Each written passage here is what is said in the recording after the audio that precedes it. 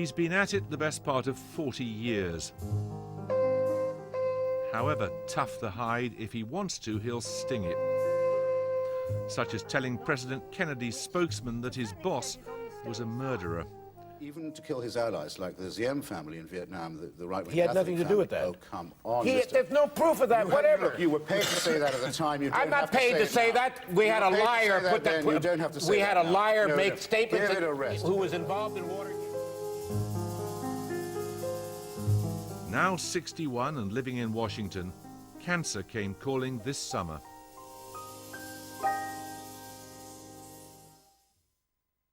Christopher, can we start by talking about the cancer? What is the prognosis? Well, the particular form of malignancy I have is in my esophagus, but it's metastasized, as they love to say, to my lymph nodes. You can practically feel one in my clavicle, on bad days anyway. And I'm afraid to at least a tiny speck in my lungs. And the prognosis for that is that if you lump it all together, and you leave out every other consideration, 5% of us live another 5 years. So that's not ideal. But I have a strong constitution, for example, which has served me quite well. Though if I hadn't had such a strong one, I might have led a more healthy life, perhaps. But in the meantime, in the old cliche, you live day to day. Oh, yeah. Yes, one does. But actually, who doesn't?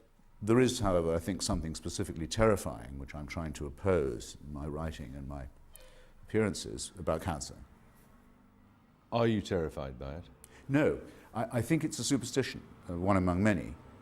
And I think I know where it comes from, actually, if you'd like me to say. I mean, well, when I was a child, we were all very frightened still by polio. It takes an effort to remember that now, but in many countries people still are.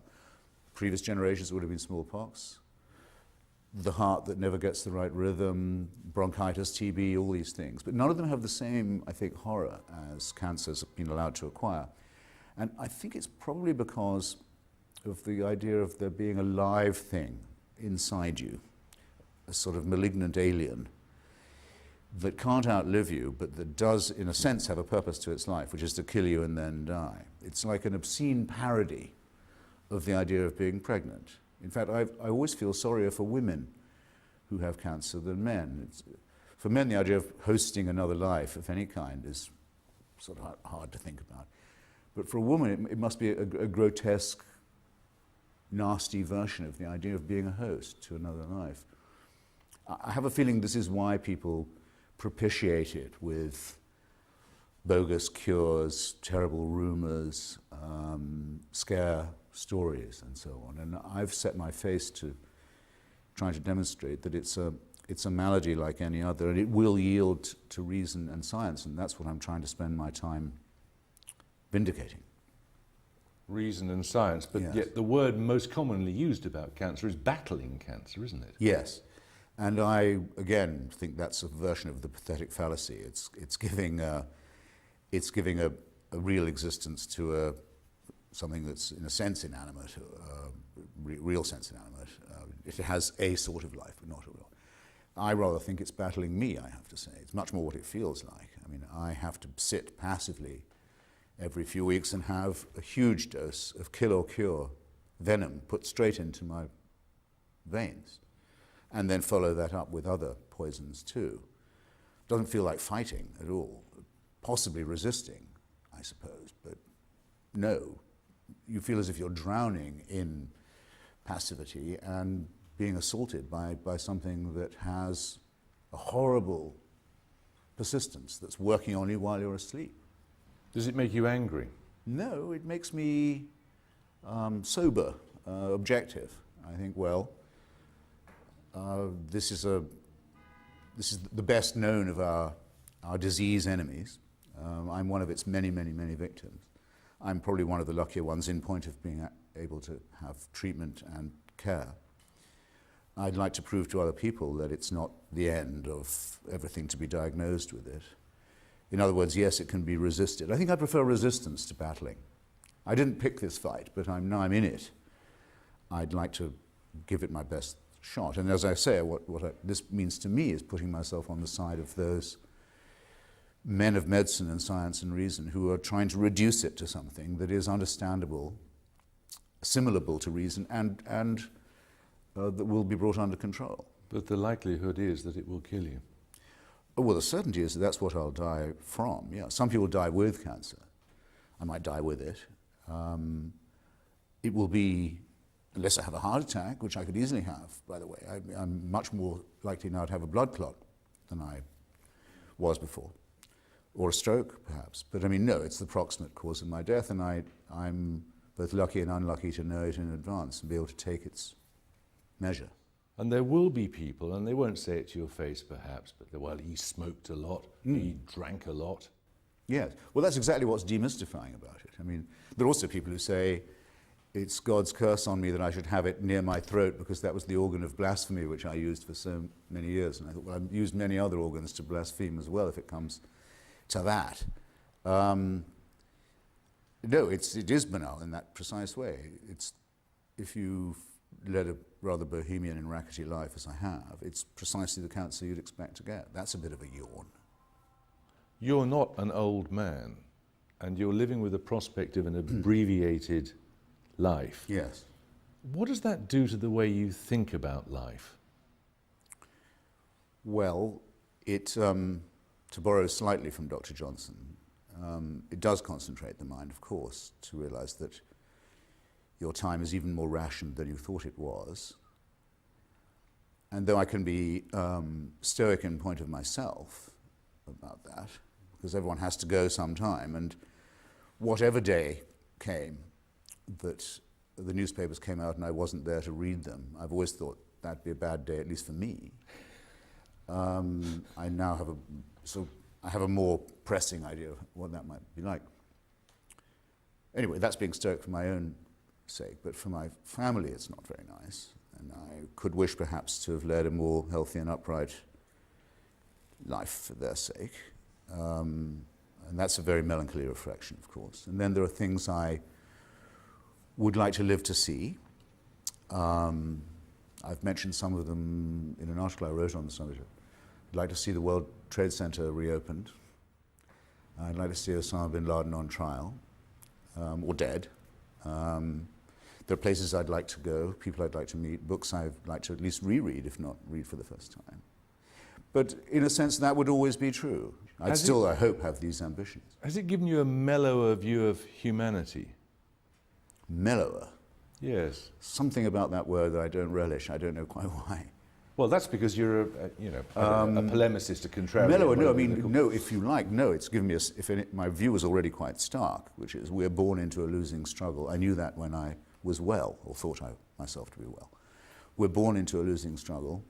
We're enjoined by the faithful to consider ourselves to be born sick and yet commanded to be well. The whole thing is at best ironic. Some think meaningless or random. I don't know if I want to go that far, but it's a stark existence. And for many people born in less fortunate circumstances than mine, it's always stark. It was stark every day till they died. This just makes it starker. Does it make you regret saying or doing things? This doesn't, no. I mean, I've sometimes had cause to regret saying things, but or wish I'd said them in a different way.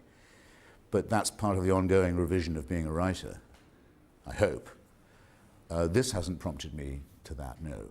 Perhaps it should. You're famously a person with very strong convictions and a very persuasive, forceful form of argument. Do you have any? Thank you. No, that's what you do. You're celebrated worldwide for it. Do you have any sense of why you were like that? No, I don't. My parents were both people of principle, it's true. But they didn't expect to inflict this on others. I mean, it was just something they were and something they did. And something they inculcated in me, but they didn't want an audience for it, no. I wanted an audience for it.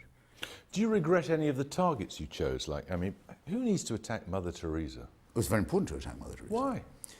Well, for the same reason that people admire her, which is you have to care about the millions of people who are stricken by millennial poverty, I mean, poverty of the sort that's almost impossible to escape from. That was her pretended concern. Now, as it happens, wasn't her fault. I'll put it, no, by no means. Well, you say that, but... It wasn't her fault that people were in poverty. Not in the first place. But as it happens, I could go on a length about this, but summarize it in one statement, which I think is pretty hard to refute.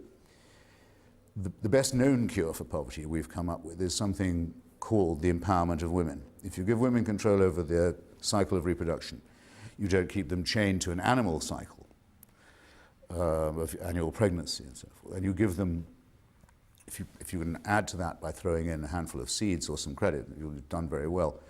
Nowhere where that's tried does it not work. You'll see, in an instant, Mother Teresa spent her entire life campaigning against that. She thought that contraception and abortion were morally equivalent and that abortion was murder. Now, that's not what Calcutta needs, and I think her teachings and preachings were actually counter to the cause that she's supposed to represent. So I thought it was very important to point that out. Are there any of the targets of your polemic or essay in the past that you regret choosing? No, I don't. I regret only not doing more about it. You fell out with a lot of people over your support for the decision to go to war against Saddam Hussein. Yes. Do you regret that at all? Well, 100,000 people dead, maybe more? To say one had no regrets would be, abnormally unreflective, I think. I mean, no one can be other than horrified at the current state of Iraq. But I don't take the view, the glib view that's taken by so many people, that the casualties are all the result of the intervention. I mean, for one thing, it's an outrage to the idea of moral responsibility. Last month in Iraq, the Al-Qaeda forces broke into a Catholic church, as it happens in Baghdad, and massacred about 50 people. People say that's Tony Blair's fault or George Bush's fault. Don't be silly.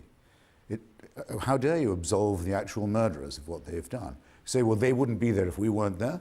Are you so sure?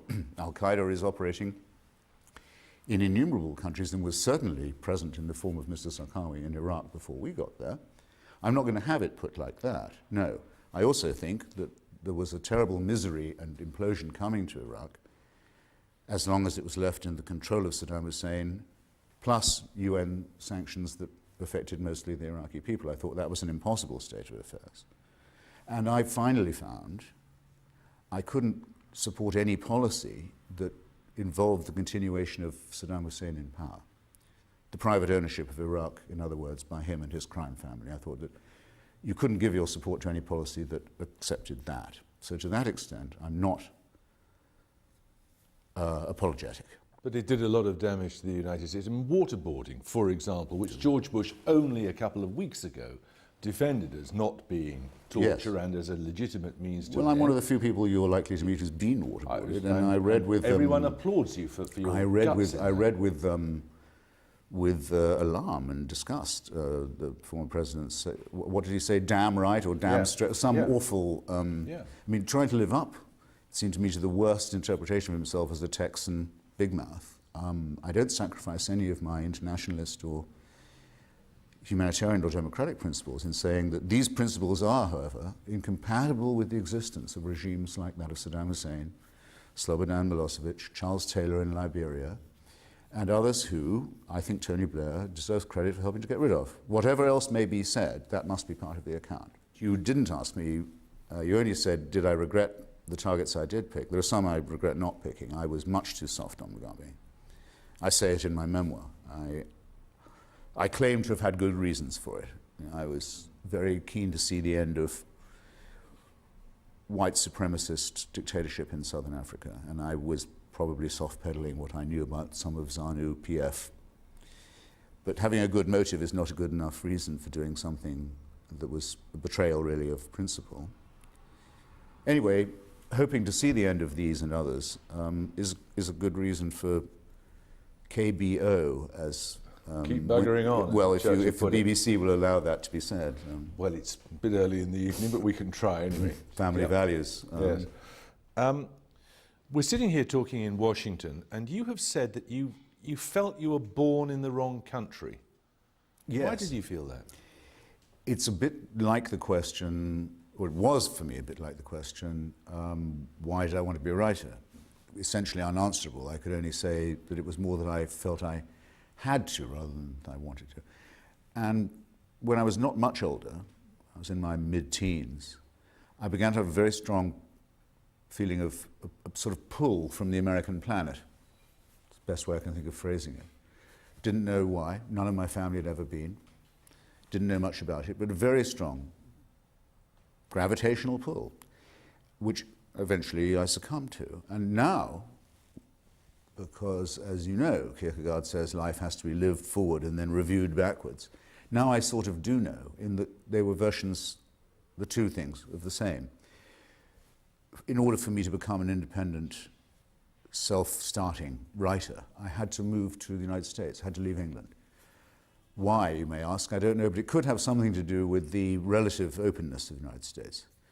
You didn't have to keep on sort of passing so many approval tests, as you did seem to in London. You're a polemicist. Yes. And you look at our country now with its coalition government, Yes. muddling along, Yes. as it's muddled along for many long years. And how do you feel? I mean, could you exist there? In Britain I have half of my life still to look back on. I was about 30 when I left. A lot of that was formative. It's where I learned to love literature, and a look at my bookshelves would show what I like still. Anglo-American is what I am.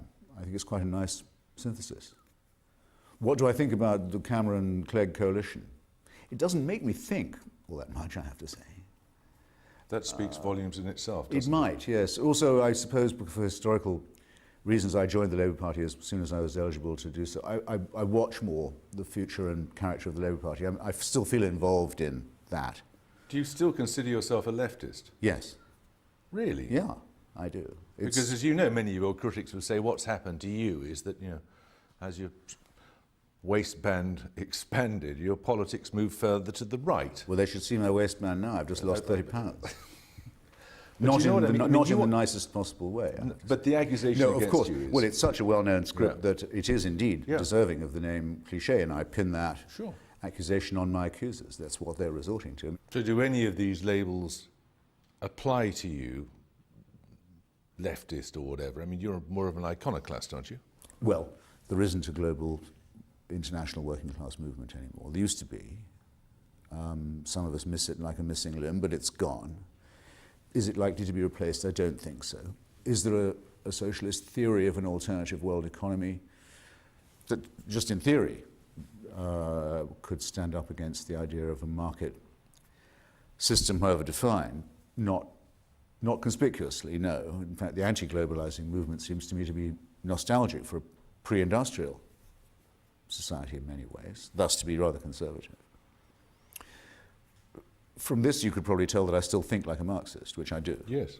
You believe in the dialectic. Yes, and in the materialist conception of history. Yeah, I do that. The end of the Cold War really buggered everything up, didn't it? Yes, it did, but it was a huge release of human energy.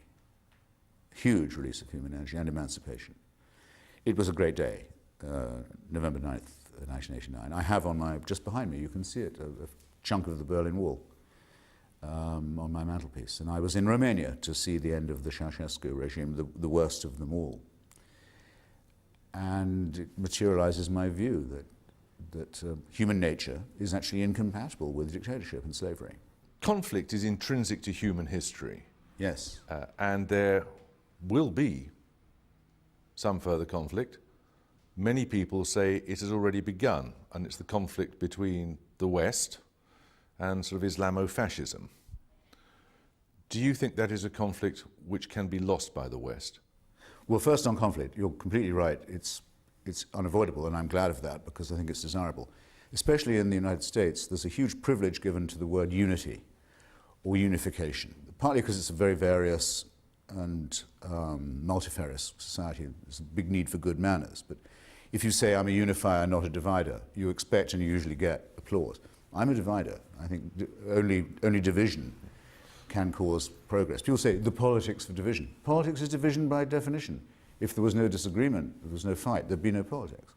So the illusion of unity isn't worth having. and anyway is unattainable.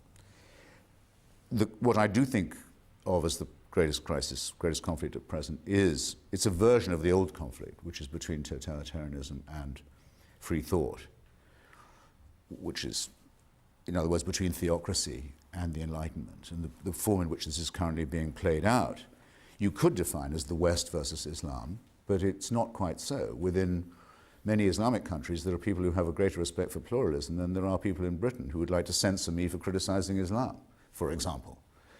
But roughly you described the outlines correctly. Yes, I refuse to be told what to think or how, let alone what to say or write by anybody, but most certainly not by people who claim the authority of fabricated works of primeval myth and fiction and want me to believe that these are divine. That I won't have. That's the original repudiation.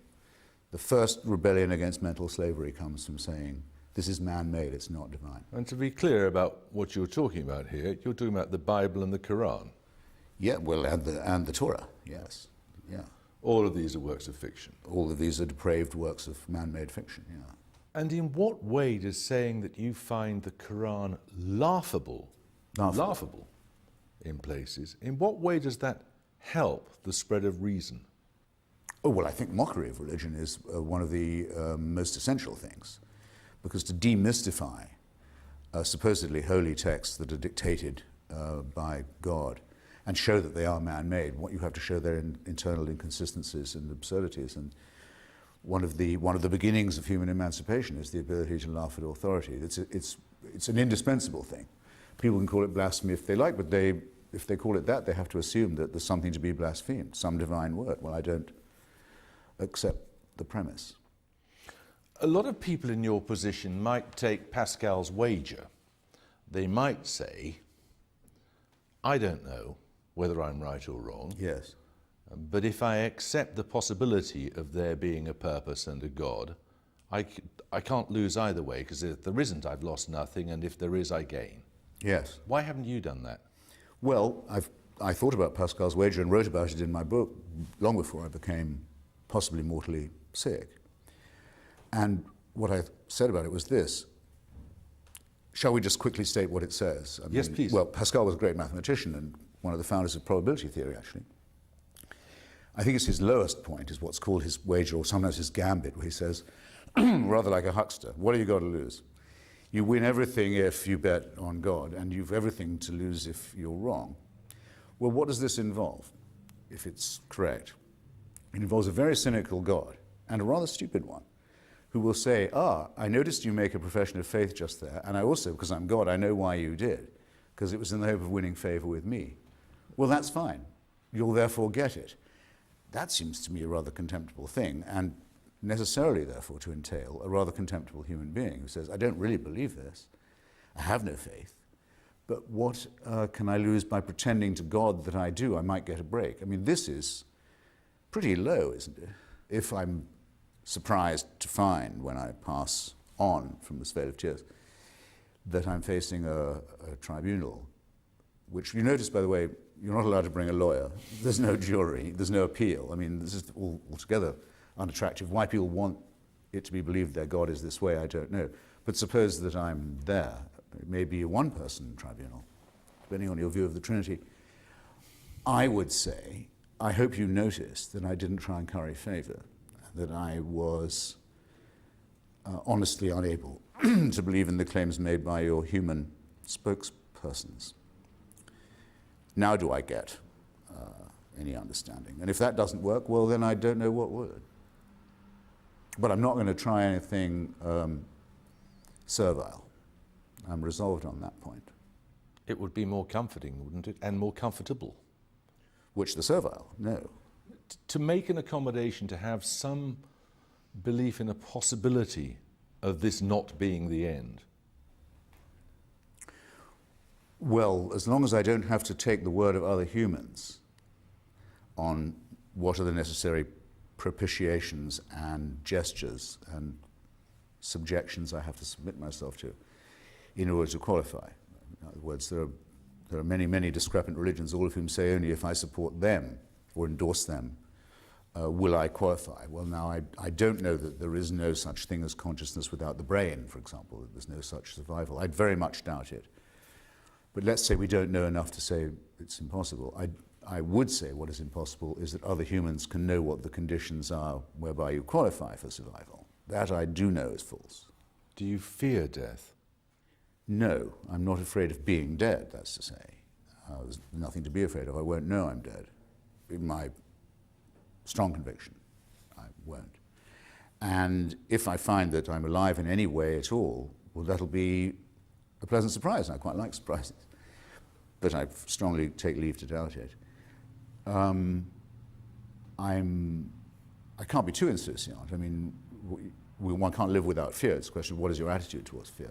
I'm afraid of a sordid death. I'm afraid that I would die in an ugly or squalid way. I mean, cancer can be very pitiless in that respect. That's a fear of dying. It's not a fear of death, though. Quite. So I forget now which you asked. What do you It's a good distinction. What do you think? Of death, no. Of dying, yes, I feel a sense of waste about it because I'm not ready. I feel a sense of betrayal to my family, and I like to think even to some of my friends who would miss me. Undone things, unattained objectives, but as I said before, I hope I'd always have that if I was 100 when I was checking out. But no, I think my main fear is of being incapacitated or imbecilic at the end. That, of course, is not something to be afraid of, it's something to be terrified of. Bertrand Russell said, I believe that when I die, my body will rot, full stop. Well, who doesn't? I mean, it will. That's it. Yeah, well, that's... He does go on to say a bit more than that, but that's uncontroversial. I mean, nobody expects to get their old body back. I certainly don't want the body back that I'll die with, and nobody would. It would be doing no one any favours. So some reassembly of atoms would have to occur, but that would have to occur anyway, if only for us to be reunified with those who died so that we could live, and got blown to pieces for doing so. Do you think it's been a life well lived? I'd really have to leave that to others, Jeremy. I have to. I'm encouraged, I'll say this much, I've been encouraged in the last few months by some extraordinarily generous letters, including, these are the ones I take most to heart, from people I've never met or don't know. If they say that what I've written or done or said means anything to them, then I'm happy to take it at face value for once. I'll take that. And yes, it cheers me up. And I hope it isn't written with the intention of doing so, though I must allow for it possibly being for that reason. But in case you are watching this, anybody, and you ever wonder whether to write to anyone, always do, because you'd be surprised by how much difference it can make. Here's a regret, I regret not doing it more often myself. Thank you very much. My pleasure.